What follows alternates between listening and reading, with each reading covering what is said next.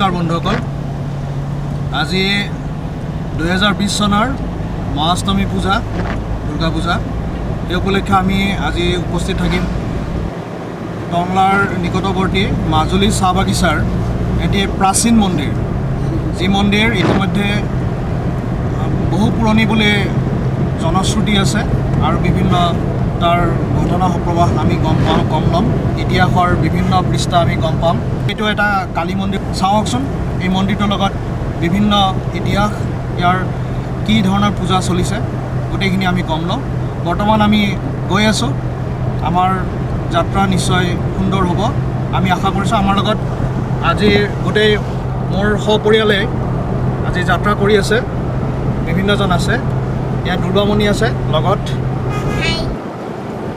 দুলুমণি শৰ্মাও আছে আৰু পাপু গোস্বামী আৰু সোণমণি গোস্বামীও আছে তেওঁলোকেও আমাৰ লগত যাত্ৰা কৰি আছে আৰু মোৰ মাও আছে তিলোত্তমা দেৱী আমি নিশ্চয় আশা কৰিছোঁ যে এই মন্দিৰত গৈ আমি আজিৰ মহাষ্টমীৰ দিনটো আমি উপভোগ কৰিব পাৰিম মাজুলী চাহ বাগিচাৰ মধ্যভাগত অৱস্থিত কালী মন্দিৰলৈ যাবৰ বাবে আমি টংলা চহৰৰ পৰা টংলা মহাবিদ্যালয় হৈ প্ৰায় 49 মিনিটত প্ৰায় 23.3 কিলোমিটাৰ ভ্ৰমণ কৰিছিলোঁ ওদালগুৰিৰ পৰা তামোলপুৰ ৰোড হৈ ইয়াৰ সময় হৈছে প্ৰায় 60 মিনিট এই দৈৰ্ঘ্য হৈছে প্ৰায় 30.5 কিলোমিটাৰ উত্তৰ পূৰ্বাঞ্চলৰ গুৱাহাটী চহৰৰ পৰা 27 নম্বৰ ৰাষ্ট্ৰীয় ঘাইপথৰ পৰা ওদালগুৰি তামোলপুৰ পথেৰে প্ৰায় 2 ঘণ্টা 55 মিনিট প্ৰয়োজন হয়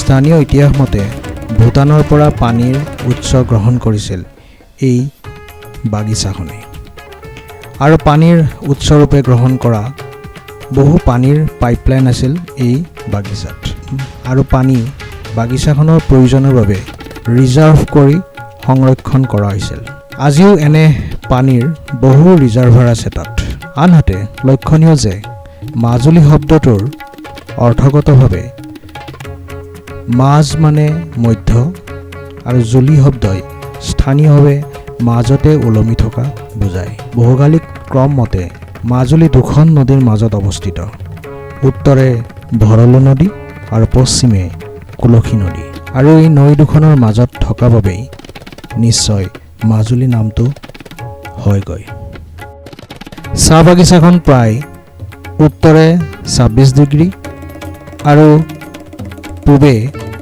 91 ডিগ্ৰী মেৰিডিয়ানত সাগৰ পৃষ্ঠৰ পৰা 268 ফুট উচ্চতাত অৱস্থিত ভৌগোলিক দিশৰ পৰা উত্তৰৰ চৌদিশে আছে হিমালয়ৰ পৰ্বতমালা দক্ষিণত হাতীগড় চাহ বাগিচা পশ্চিমত খাগৰা বস্তি আৰু পূবত ভৰলু নৈ চাহ বাগিচাখনৰ ইতিহাসৰ এক তথ্য মতে জেমছ ফিনলি আৰু কোম্পানীয়ে 1897 চনত মাজুলী চাহ বাগিচাৰ প্ৰথম আধাৰশিলা স্থাপন কৰে পাছলৈ ই টাটাৰ অধীনলৈ আহে আৰু বৰ্তমান ই আমালগামেটেড প্লান্টেশ্যন প্ৰাইভেট লিমিটেডৰ অধীনত চলি আছে 1998 চনত এই বাগিচাই 11.81 লাখ কিলোগ্ৰাম চাহপাত উৎপন্ন কৰি এক চমৎকাৰী উৎপাদনকাৰী হিচাপে নিজক প্ৰকাশ কৰে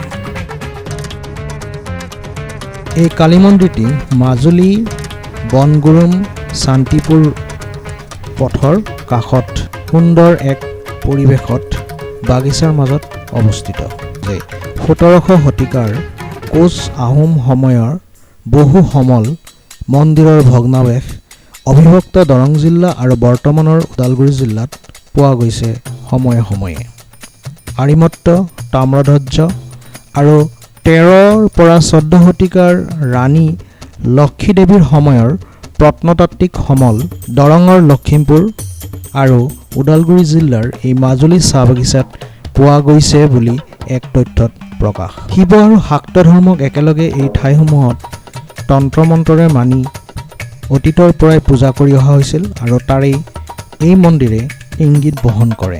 আমি আজি উপস্থিত আছোঁ ৰিয়েল লাইফৰ তৰফৰ পৰা ওদালগুৰি জিলাৰ মাজুলী চাহ বাগিচাৰ এটি সুপ্ৰাচীন মন্দিৰ কালী মন্দিৰ। এই কালী মন্দিৰৰ ইতিহাস যথেষ্ট পুৰণি, কিছু ইতিহাস এতিয়াও আৱিষ্কাৰ হোৱা নাই, যথেষ্টখিনি আৱিষ্কাৰ হ'বলৈ বাকী। এই বিষয়ে আমি জানিবলৈ যত্ন কৰিম ইয়াৰ স্থানীয় কমিটিৰ তৰফৰ পৰা কি ধৰণৰ ইতিহাস তেওঁলোকে পাইছে। আৰু এই প্ৰাচীন ইতিহাস থকা এই মন্দিৰটোত আমি আজি উপস্থিত আছোঁ। ঐতিহাসিকভাৱে ৰাজন্যবৰ্গৰ ৰজাঘৰৰ পৰা এই ঠাইবোৰত শক্তি পূজা কৰি অহা হৈছিল বুলিও ইতিহাসে কয়। উত্তৰৰ এই মন্দিৰসমূহ প্ৰায় নীলাচলৰ কামাখ্যা মন্দিৰৰ লগত থকা তন্ত্ৰ মন্ত্ৰৰ একে ধাৰণাৰে পূজা পাতল কৰি চলি অহা বুলি জানিব পাৰি।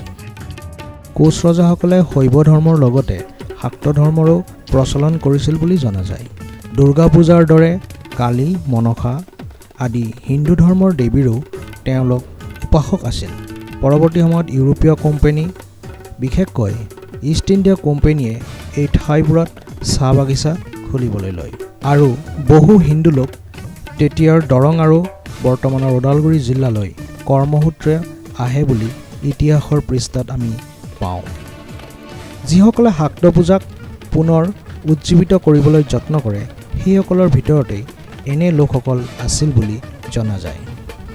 চাহ বাগিচাসমূহত সেই সময়ত প্ৰায় নিম্নতম অৱস্থালৈ অহা এই শাক্ত পূজাক পুনৰ এক উজ্জীৱিত অৱস্থালৈ আনিবলৈ তেওঁলোকেই যত্ন কৰে বুলি জানিবলৈ পোৱা যায়।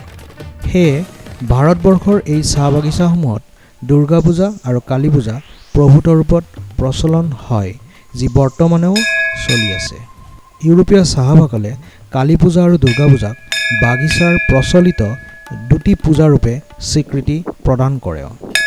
অতীতত যিধৰণে ৰজাসকলে অসমৰ ব্ৰাহ্মণ পুৰোহিতসকলক মঠ মন্দিৰসমূহত যিদৰে নিয়োজিত কৰিছিল, সেইদৰেই ইউৰোপীয় কোম্পানীৰ চাহাবসকলেও নিয়োজিত কৰাৰো তথ্য পোৱা যায়। কালী পূজাৰ প্ৰচলন ঘটা বাগিচাসমূহত হয়তো তেনে সময়তে আৱিষ্কৃত পুৰণি মন্দিৰৰ ধ্বংসাৱশেষ আদিয়ে ভক্তিভাৱক পুনৰ জাগ্ৰত কৰিব আৰম্ভও কৰে। মাজুলী চাহ বাগিচাৰ এই প্ৰাচীন মন্দিৰটো এনে এজন বিশেষ ব্যক্তিয়ে 1931 চনত ইউৰোপীয় চাহাবৰ তত্বাৱধানত পুনৰ আৱিষ্কাৰ কৰে।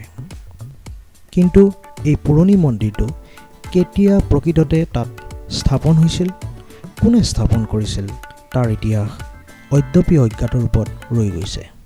চাহ বাগিচাৰ এই কালী মন্দিৰৰ লগত জড়িত বহুকেইজন ব্যক্তি, তেওঁলোকৰ পৰা আমি গম পাম আৰু খবৰ ল'বলৈ যত্ন কৰিম এই মন্দিৰটোৰ বিষয়ত। প্ৰথমতে মই এই মন্দিৰ কমিটিৰ লগত জড়িত সভাপতি মহোদয়, তেখেতৰ পৰা মই জানিবলৈ যত্ন কৰিম। আপুনি অলপ মন্দিৰটোৰ বিষয়ে অলপ জনাওকচোন, কি ধৰণে এই মন্দিৰটো প্ৰথমতে ইয়াত স্থাপন হৈছিল বা সেই বিষয়ে আপোনালোকে কি কি গম পাইছিলে? এই মোৰ যিমান দূৰ মই পুৰণি মানুহৰ পৰা গম লৈছোঁ, সেই হিচাপে বাগানখন যেতিয়া ইয়াতে ফুলিছিল, আৱিষ্কাৰ কৰিছিল ব্ৰিটিছে, সেই সময়ত মানে এজন ইয়াতে কাশীনাথ কৰ্মকাৰ বুলি মানুহ আছিলে আৰু এই কাশীনাথ কৰ্মকাৰে বাগানখনৰ জিমা লৈছিল। এই মানে মুখ টটল জমাদাৰ আছিলে। তো তেওঁৰ পৰা তেওঁৱে গোটাই এই মন্দিৰটো চলাইছিল আৰু তাৰপিছত বাগানৰ যোনটো কালী পূজা হয় এইটো স্থানতে হৈছিল। আৰু তাৰপিছত বহুত বছৰ ধৰি মন্দিৰটো জংঘল হৈ থাকিল। জংঘল হোৱাৰ পিছত কিছুমান মানুহৰ কিবা দুখ দুৰ্গতি হ'লে ইয়াতে আহি পেলাই জনায়। আৰু এনেকুৱাও মাহাত্য আছে যে কেঁচুৱা নাথাকা 13টা মানুহৰ গাখীৰ হ'ল ইয়াতে আহি পেলাই, আৰু সেইবিলাকে প্ৰমাণ পালে। আৰু বহুত মানুহে ইয়াতে আহি পূজা দি যায়। সেই জংঘলৰ নিচিনা মন্দিৰটো আছিল, সেই সময়ত পূজা দি যায়। তো সেই সময়ত মানে তেওঁলোকে প্ৰমাণ পালে। প্ৰমাণ পাই পেলাই ৰাইজে ক'লে যে মানে ইয়াতে মন্দিৰটো আৰু পুনৰ বনাব লাগে। তো সেই সময়ত আমি বাগান ইউনিটে, সেই সময়তো মই প্ৰেচিডেণ্ট আছিলোঁ, আৰু বাগান ইউনিটে 2 টকা কৰি প্ৰত্যেক মজদুৰৰ পৰা চান্দা তুলি পেলাই সাপ্তাহিক দৰমহাৰ পৰা এই মন্দিৰটো বনোৱা হয়।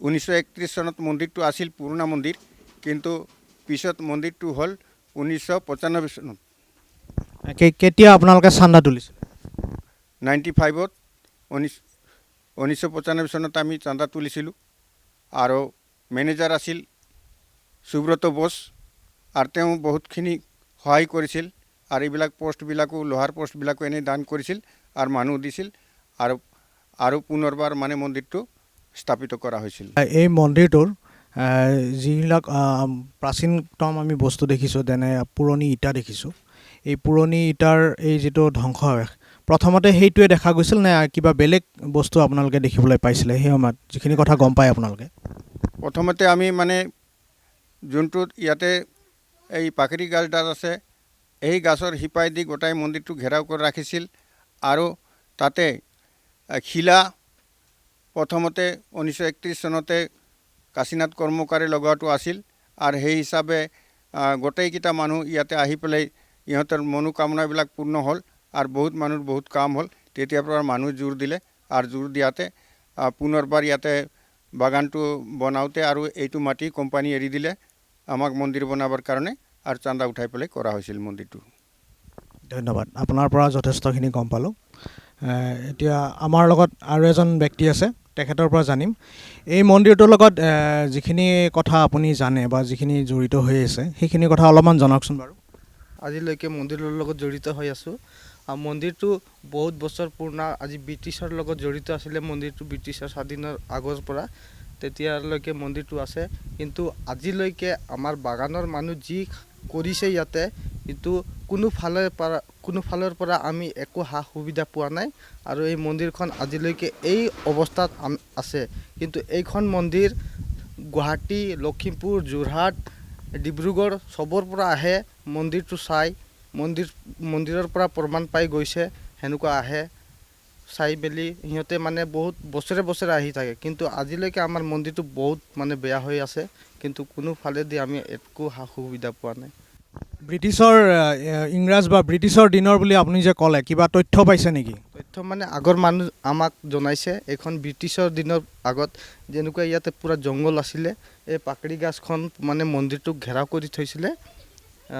কৰি থৈছিলে তেনেকুৱা মন্দিৰটো আপোনাৰ আমাৰ গাঁৱৰ ব্যক্তিবিলাক চাইছে আৰু তাৰপিছত গম পাইছে মন্দিৰত কিছুমান প্ৰমাণো দিছে মাৰ প্ৰমাণ দিছে তেনেকুৱা গম পাইছে তেতিয়াৰ পৰা মন্দিৰটো সেনেকুৱা চলি আছে মেম্বাৰ হিচাপত জড়িত হৈ আছে আমি যে এছ চি কেছ মেম্বাৰ সকলোৱে মানে আমি ইয়াত এই মন্দিৰটোক বছৰত দেৱালীত কালী পূজাত আমি পূজা পাতল কৰোঁ আৰু ডাঙৰকৈ পাতে ডাঙৰকৈ মানে যিমান পাৰোঁ সিমানকৈ কৰোঁ আৰু ইয়াৰ ইতিহাস আছে ইতিহাসত ইয়াৰ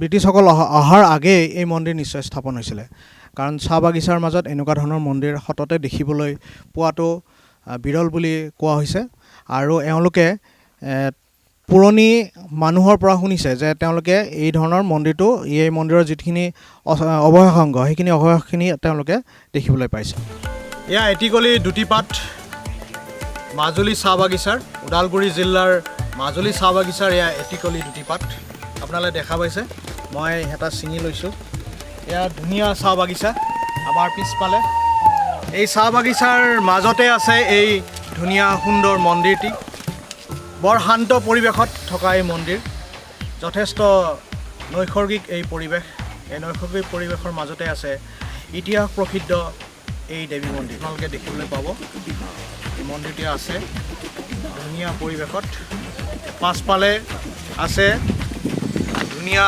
প্ৰাকৃতিক দৃশ্য বৰফৰ মাজত লুকাই পৰা ধুনীয়া পাহাৰ